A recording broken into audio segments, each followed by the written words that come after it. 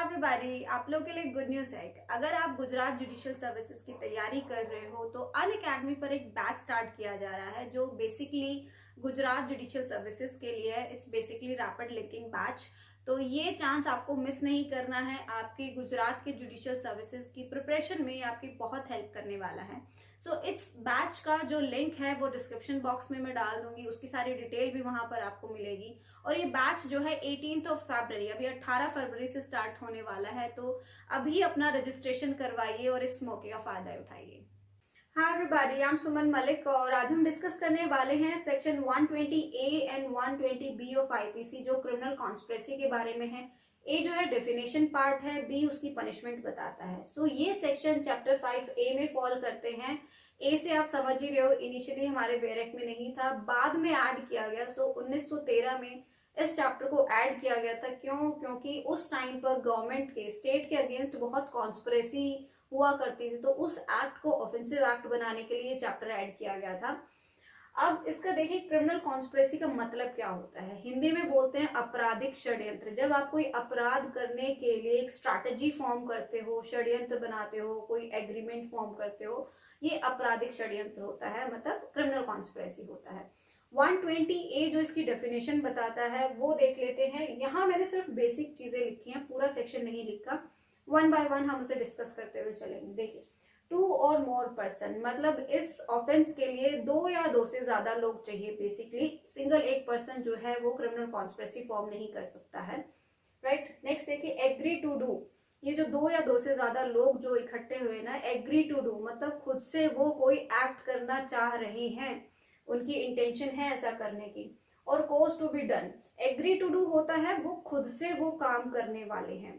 Cause to be done होता है कि वो किसी और से वो काम करवाना चाहते हैं, ऑफेंसिव एक्ट करवाना चाहते हैं। कोज टू बी डन का एक एग्जांपल मैं देती हूँ। जैसे सपोज करिए कोई म्यूजियम है, म्यूजियम में कोई डायमंड रखा है। आपने फिल्मों में भी देखा होगा ना, एक मास्टरमाइंड होता है, फिर वो बहुत ही एक्सपर्ट चोरों को हायर करता है उस म्यूजियम से वो डायमंड चुराने के लिए। तो ये कुछ इसी तरीके से है। मास्टरमाइंड खुद से वो ऑफेंसिव एक्ट नहीं कर रहा, लेकिन उसने उसके लोगों ने कुछ और चोर जो है हायर किए हैं जो उस एक्ट को करने वाले हैं। लेकिन वो सभी लोग जो है उस क्रिमिनल कॉन्स्पिरेसी का पार्ट है, उस एग्रीमेंट का पार्ट है। तो this is cause to be done, किसी और से वो ऑफेंसिव एक्ट करवाना, ठीक। लेकिन उन सब लोगों का मतलब क्रिमिनल कॉन्स्पिरेसी का पार्ट होना चाहिए, उन्हें पता होना चाहिए कि भी क्या होने वाला है, उस एग्रीमेंट के मेंबर होने चाहिए वो, ठीक है। नेक्स्ट देखिए, जो दो या दो से ज्यादा लोग जो इकट्ठे हो रहे हैं ना किसी काम को करने के लिए, क्या काम होना चाहिए, इलीगल एक्ट। उस एक्ट का इलीगल होना बहुत जरूरी है। इलीगल का अभी हम मतलब समझेंगे कि भी क्या क्या चीज इलीगल एक्ट में कंसिडर की जाती है। नेक्स्ट देखिए, act which is not illegal by illegal means, कोई ऐसा एक्ट है जो फाइनली जो आप अकम्प्लिश करना चाहते हो वो इलीगल नहीं है, लेकिन आप जो उसे करने का जो तरीका, जो मीन्स, जो सोर्सेज आप अपना रहे हो वो इलीगल है।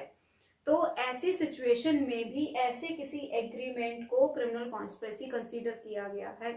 अब इसका एक एग्जांपल देखते हैं। सपोज करिए आपके घर में कोई किराएदार है, पेइंग गेस्ट है, वो घर खाली नहीं कर रहा। आप चाह रहे हो उसे बोलते हुए कि तुम मेरा घर खाली कर दो, आप उसके अगेंस्ट केस भी फाइल कर देते हो, बट फिर भी वो नहीं कर रहा है समहाउ।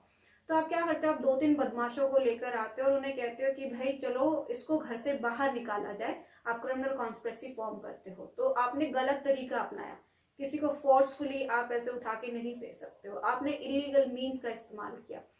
बेशक से आपका टारगेट सही था, आपने, आपका घर है, आपका राइट बनता है खाली करवाना, लेकिन तरीका गलत था। तो इस बेसिस पर भी ये क्रिमिनल कॉन्स्पिरेसी बनता है, राइट। अब इसको थोड़ा सा और डिटेल देखते हैं, सेक्शन क्या कहता है।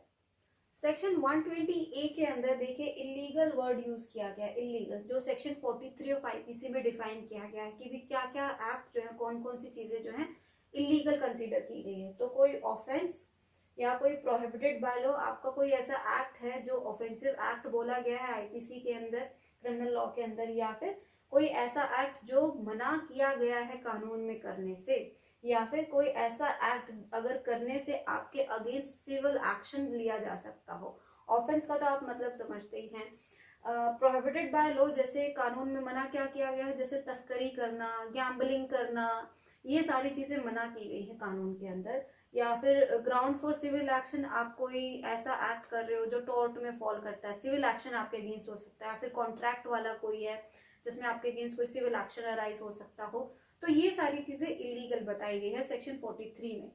अब देखिए जो 120A का जो प्रोवाइजो है वो क्या कहता है कि भाई सिर्फ ऑफेंस करने का अगर आप एग्रीमेंट भी करते हो ना तो भी वो क्रिमिनल कॉन्स्पिरेसी में फॉल करता है। दूसरा, अगर आपने क्रिमिनल कॉन्स्पिरेसी ऐसी किसी चीज की गई है जो प्रोहिबिटेड बाय लॉ है या फिर ग्राउंड फॉर सिविल एक्शन अगर होता है, तो ऐसे किसी क्रिमिनल कॉन्स्पिरेसी के लिए आपको एग्रीमेंट के साथ साथ कोई फर्दर एक्ट भी करना पड़ेगा, तो ही आपको यहाँ क्रिमिनल कॉन्स्पिरेसी में फॉल करता है। अब देखिए इसका जो प्रोवाइजो है वो मैं आपको रीडिंग करके बताती हूँ। That no agreement except an agreement to commit an offence shall amount to criminal conspiracy. तो इस प्रोवाइजो को जब आप पढ़ते हो तो इस तरीके से भी पढ़ सकते हो, नो एग्रीमेंट, उससे आगे पढ़िए unless some act besides the agreement is done by one or more parties of such agreement in pursuance of thereof। मतलब ऑफेंस वाली चीज को साइड कर दीजिए, इसको छोड़ दीजिए, इसमें तो सिर्फ एग्रीमेंट भी आप अगर बना लेते हो तो भी आप क्रिमिनल कॉन्स्पिरेसी में फॉल करते हो। तो बाकी के बचे क्या, ये दो बचे, तो इनमें एग्रीमेंट के साथ साथ आपको फर्दरेंस में कोई भी एक छोटा मोटा कोई भी एक्ट जो है आपको करना पड़ेगा, तभी आप पे क्रिमिनल कॉन्स्पिरेसी के चार्जेस लगाए जाएंगे। ओके, सो इसका एक्सप्लेनेशन देखिए, it is immaterial whether the illegal act is the ultimate object of such agreement और मियरली इंसिडेंटल और दैट ऑब्जेक्ट। मतलब कि भी आप जो भी एक्ट कर रहे हो ना, चाहे वो कोई बड़ा एक्ट नहीं हो, चाहे छोटा मोटा इंसिडेंटली कोई भी एक्ट अगर हो जाता है तो भी वो क्रिमिनल कॉन्स्पिरेसी में फॉल करता है। अब इसका एक इम्पॉर्टेंट फैक्टर ये भी है कि it's a continuing offence. Continuing offence क्या होता है, जो लगातार चलते हैं। चलते कैसे हैं, सपोज करिए ए और बी ने कॉन्स्पिरेसी करी कि भी हमें सी का मर्डर करना है। अब मर्डर करने के लिए ए और बी जाते हैं कि भी हमें गाड़ी की भी जरूरत है, तो वो डी को ऐड कर लेते हैं अपने उस कॉन्स्पिरेसी के अंदर। ठीक है, थोड़े दिन बाद नेक्स्ट डे जो डी है वो ई से मिलता है और वो उससे वेपन खरीदता है, तो वो एक ही कॉन्स्पिरेसी का पार्ट है, बट वो कॉन्स्पिरेसी धीरे धीरे डेवलप हो रही है, अलग अलग स्टेजेस में जा रही है, तो सभी पर ये कॉन्टिन्यूइंग चलती जा रही है कॉन्स्पिरेसी। कोई उनमें से एक ये नहीं कह सकता जो ए और बी ने फॉर्म करी थी उस एग्रीमेंट का मैं हिस्सा नहीं था, या फिर उस दिन जो मीटिंग हुई थी मैं उसका पार्ट नहीं था, तो मुझ पर क्रिमिनल कॉन्स्पिरेसी नहीं, क्योंकि उन सबकी नॉलेज में है क्या एक्ट होने वाला है, क्या एग्रीमेंट जो उन लोगों के बीच हुआ उसकी जानकारी उन सबको है, तो इट्स अ कॉन्टिन्यूइंग ऑफेंस और सभी पर क्रिमिनल कॉन्स्पिरेसी की लाइबिलिटी बनती है। अब इसमें एक क्वेश्चन ये अराइज होता है, जैसे हमने सेक्शन 120A में पढ़ा, 2 और मोर पर्सन, मतलब 2 या 2 से ज्यादा लोग जब कॉन्स्पिरेसी करते हैं, तो क्या एक सिंगल एक पर्सन पर भी कॉन्स्पिरेसी के चार्जेस लगाए जा सकते हैं? तो इन जनरली नहीं लगा सकते, बट अगर कोई ऐसे सिचुएशन है, सपोज करिए 3 लोग हैं, तीनों के ऊपर क्रिमिनल कॉन्स्पिरेसी के चार्जेस लगाए गए, एक मर जाता है, एक अगर भाग जाता है, पकड़ा नहीं जाता है, तो बचा सिर्फ एक, तो उस एक पर हम क्रिमिनल कॉन्स्पिरेसी के चार्जेस लगाएंगे, उसका ट्रायल चलेगा। वो अगर एक बच गया तो इसका मतलब ये नहीं बनता कि उस पर हम मतलब लाइबिलिटी नहीं क्रिएट करते हैं, राइट। सेक्शन 120B को देख लेते हैं, जो पनिशमेंट बताता है क्रिमिनल कॉन्स्पिरेसी की। ये देखिए, इसमें 2 क्लोज दिए गए हैं। सबसे पहला बताता है अगर कोई ऐसी क्रिमिनल कॉन्स्पिरेसी की गई है जो किसी ऑफेंस को करने के लिए है और उस ऑफेंस की क्या सजा है, या तो उसमें डेथ है, लाइफ इम्प्रिजनमेंट है, या रिग्रेस इम्प्रिजनमेंट दी जा सकती है 2 साल या 2 साल से ज्यादा की, अगर उसमें सजा का प्रावधान है तो।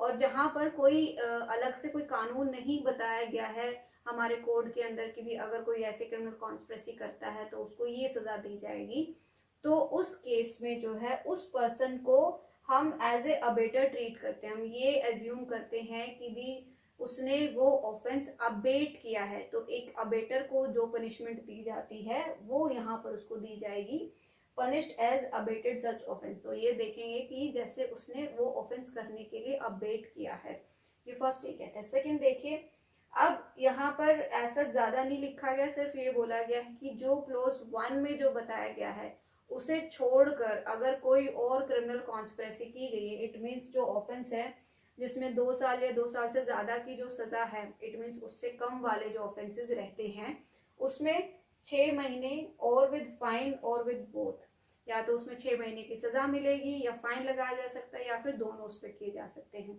इसका देखिए एक ये लैंडमार्क केस है, ज्यादा केस मैंने डिस्कस नहीं किए बट एक मैं आपको बता रही हूँ। This is Bimbadhar Pradhan versus state of Orissa 1956 का एक केस था। इसमें भी यही था कि क्या किसी एक पर्सन को आप क्रिमिनल कॉन्स्पिरेसी के लिए चार्ज कर सकते हो। इसमें बेसिकली 5 लोग होते हैं, जिसमें से 3 को तो एक्विटल मिल जाता है, एक सरकारी गवाह बन जाता है, फिर सिर्फ एक बचता है।